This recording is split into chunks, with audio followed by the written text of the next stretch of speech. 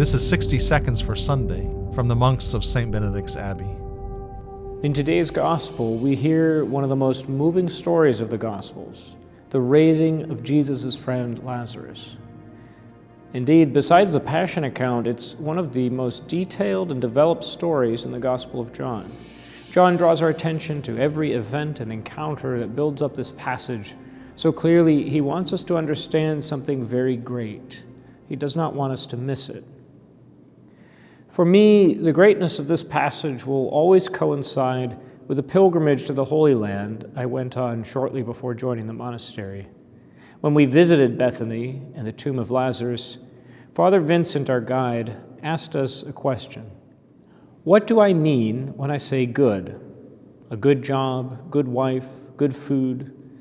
Good means living, means life. I want to live. This helps me to live. I don't want to die. This helps me not to die. This is the battle. Everything else is a proxy war. We may think we have many battles to fight, right and wrong, good and bad, but they're really proxy to the main battle, life and death. And then he continued, they ran to Jesus when they saw him approaching Bethany. Why? Because he was good. There was this tension towards him, because with him we are alive. This is living. Death, on the other hand, is the betrayal of everything. We experience joy when in our heart we perceive the promise of life and believe it. We feel this joy when we see a baby, hear a beautiful piece of music, see a sunset, or any number of experiences. But when this promise seems betrayed, there's anger and accusation, as we hear in the Gospel.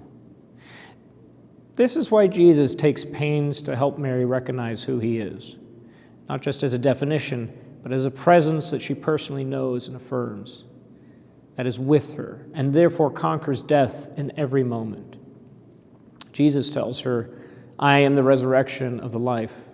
Whoever believes in me, even if he dies, will live, and whoever lives and believes in me will never die.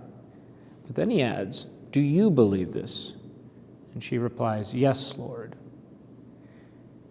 Father Vincent concluded, this is what redemption is, being involved in a relationship, one that I personally recognize like she does, a relationship that does not end, and everything that gets involved in this relationship does not end.